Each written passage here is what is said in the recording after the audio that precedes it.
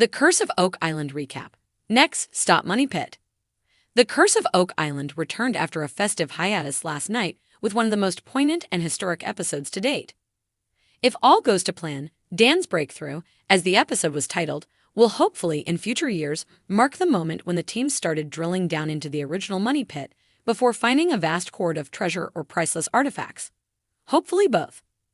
As in the season premiere, the episode was tinged with sadness as the team remembered the tragic loss of Craig Tester's son Drake, Jack Begley's brother.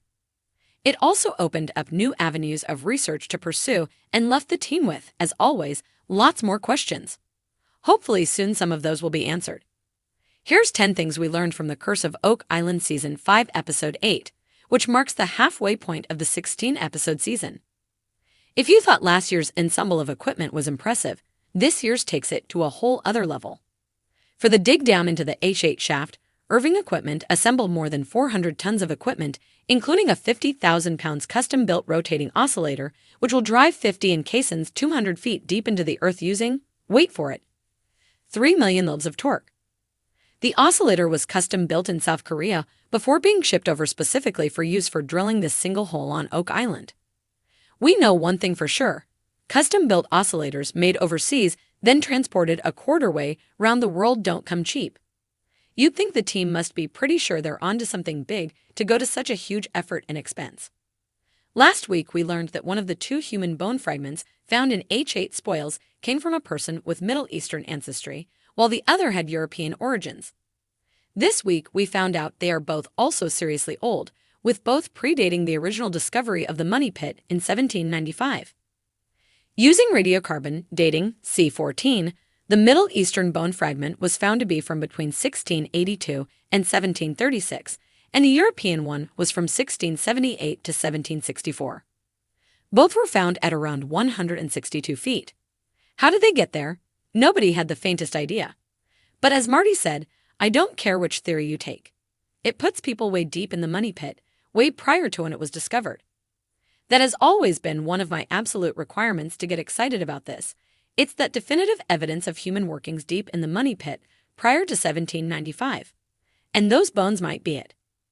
Gary Drayton had taken a bit of a back seat over the past few episodes, so it was good to see him back finding things left, right, and center.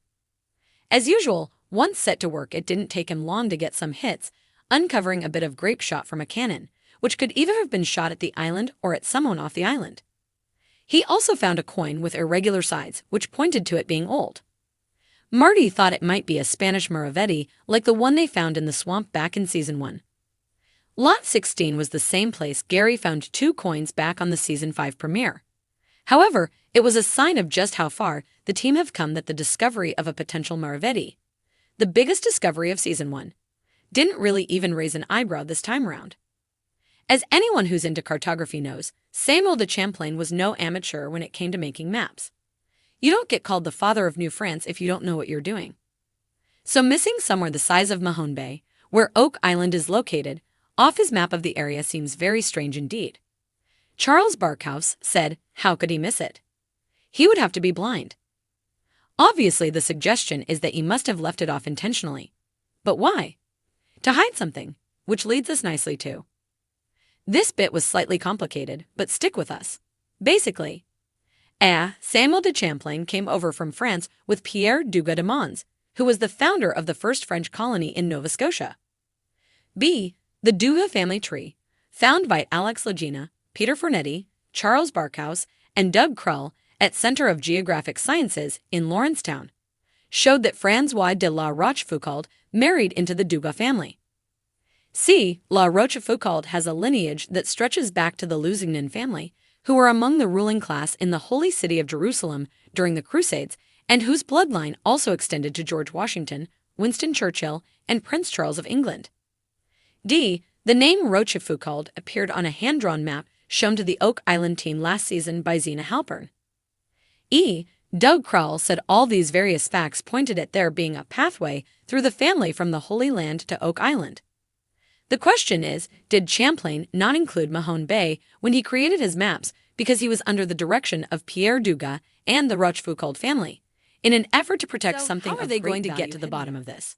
Well, we all know what Rick loves the most, boots on the ground. So after the Rochefoucauld link surfaced, he decided there was only one thing for it: hire a researcher based in France, then get some of the team, including himself, to head over themselves. He hired researcher Nicola Lewis to follow up leads for the team in the country, and she managed to organize for them to meet with Sonia Matoshin, a descendant of the Rochefoucauld family who lives at the chateau that bears their name. Rick said, "I truly think that the answer to solving this mystery lies in many places, and perhaps we'll find some of those answers in Europe. There's a specific reference to a specific family on the 1347 map. It's one of the best clues on the map. We have to follow it up." Rick was speaking for a lot of fans when he admitted of using the big guns at the H8 dig site. "There is significant trepidation on my part, fear, if you will, that we damage something that is irreplaceable." Marty added, "We've got pottery at 192 feet, leather bookbinding, we've got indications of the chapel vault, we've got bone." He doesn't want the last quote up there on the wall in the museum to say, "Rick and Marty Lagina. They solved the mystery and destroyed the treasure." There must be a significant risk of damaging whatever is down there. But we know how much this all means to the team, so the treasure is hopefully in safe hands.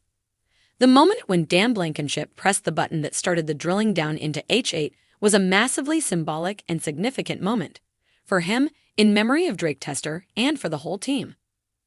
As Robert Clotworthy said in a voiceover at the end of the episode, for Marty and Rick and the team, the possibility of solving the 222-year-old mystery has never been greater than it is right now. What will they find? That remains to be seen. But the moment marked a culmination of more than a decade of work by the Lagina brothers and their partners, and a lot longer for Dan and the other Oak Island treasure hunters that came before him. The episode showed Marty write Dan's breakthrough on the huge caisson before the drilling started, a phrase his brother Rick has repeatedly used to describe what Dan has been seeking for more than 50 years. It was hard not to well up when Jack Begley then added a poignant tribute to his late brother Drake, writing "Forever Family," the same words Drake wrote on one of the caissons during the team's drilling efforts last year. As the drilling began, Rick said in reference to Dan Blankenship, "This is going to be your proof. What you started long ago, you will now see the completion of it, hopefully in this hole." As Dan himself said, let's hope he's right. We've seen hints drop repeatedly over the past few weeks about a big Templar link to come this season, from Rick and also Curse of Oak Island producer Joe Lessard. There's also been so many things uncovered that are consistent with a Templar link this season. As revealed above, Rick, Alexa Lagina, and Peter Fornetti head to France next week to meet with Sonia Matoshin at Chateau de la Rochefoucauld. The sneak peek at the end of the episode showed Rick asking her, "There are references to your family name. Are there Templar connections?" She replies, "There obviously is a connection." As well as the castle, the team visit a prison, which is thought could be one which was used to hold Templar knights before they were taken to trial. The team see Templar crosses etched in the wall. Rick says, "It's what we came for, really. Pottery, book fragments, bones, pieces of metal, wood. Something is down in H8, and whatever it is, it's going to be in some way historic." The sneak peek for next week showed Marty holding something gold and shiny. It looked like pottery, but it's heading in the right direction. Everything that has happened on the Curse of Oak Island since it first began back in 2014 has been leading up to this. Money Pit, here we come. Hopefully.